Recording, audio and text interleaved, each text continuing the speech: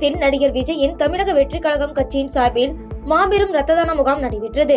இதில் மாவட்ட தலைவர் SP K தென்னரசு தலைமையில் நிர்வாகிகள் மற்றும் தொண்டர்கள் என 50க்கும் மேற்பட்டோர் ஆர்வத்துடன் கலந்து கொண்டு ரத்த தானம் வழங்கினர். கள்ளக்குறிச்சி மாவட்டம் திருக்கோவிலூர் அடுத்த மணலூர்பேட்டையைச் சேர்ந்த ஓவியர் சு. செல்வம் விஜயகாந்த் பிறந்தநாள் முன்னிட்டு விஜயகாந்த் படத்தை தன் வெறும் கையில் கற்பூரம் ஏந்தி கற்பூரம் எரிந்து முடிவதற்குள் விஜயகாந்த் படத்தை வரைந்தார். செங்கல்பட்டு மாவட்டம் இருங்காட்டுக்கோட்டையில் 2வது நாளாக ஃபார்முலா 4 கார் பந்தயம் சிறப்பாக நடைபெற்றது.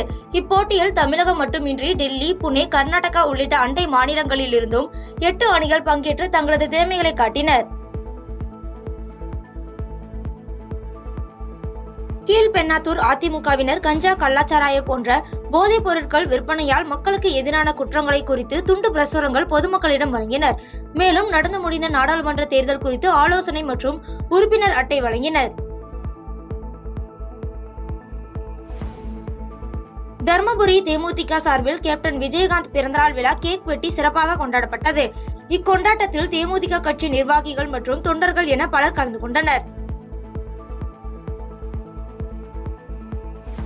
தேனி மாவட்டம் பெரியகுளம் அருகே பெண்ணை தவறுதலாக செல்போனில் புகைப்படம் எடுத்து அந்த படத்தை காட்டி மிரட்டுவதாக பாதிக்கப்பட்ட பெண் அளித்த புகாரில் பெரியகுளம் அனைத்து மகளிர் காவல்துறையினர் 3 கைது செய்துள்ளனர்.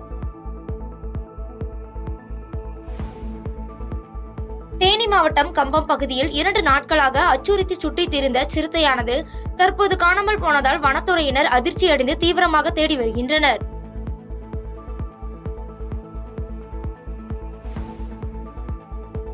ஓமலூரில் அதிமுக நிர்வாகிகள் மீது திமுக அரசால் போடப்படும் பொய் வழக்குகளை எதிர்கொள்வது தொடர்பான ஆலோசனை கூட்டம் நடைபெற்றது. இதில் அதிமுக பொதுச் செயலாளர் எடப்பாடி பழனிசாமி கலந்து கொண்டு பேசினார்.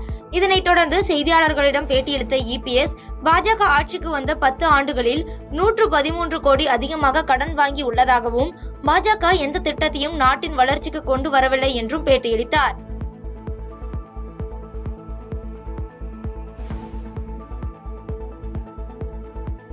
தமிழ்நாடு உடல் வலு சங்கத்தின் சார்பில் 15வது மாநில அளவிலான உடல் வலு போட்டி நாகர்கோயில் அண்ணா விளையாட்டு அரங்கில் நடைபெற்றது.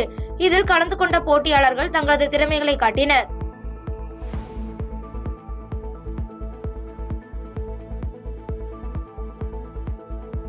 மதுரை ஓடைப்பட்டி பகுதியில் தமிழக வெற்றி கழக கொடி அறிமுக விழாவில் தமிழகத்தில் முதல் முறையாக 50 அடி உயர கொடியேற்றி வைத்து 1000 பேருக்கு சமபந்தி அசைவ விருந்து மற்றும் ஆட்டுக்குட்டிகள், மாணவிகளுக்கு கல்வி உதவித்தொகை போன்ற பல்வேறு நலத்திட்ட உதவிகள் தாவேகா சார்பில் வழங்கப்பட்டது.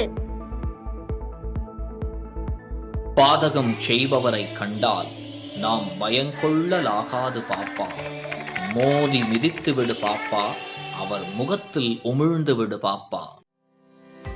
அண்மை செய்திகளை உடனுக்குடன் தெரிந்து கொள்ள இணைந்திருங்கள் இயம்நாடு தொலைக்காட்சியுடன்.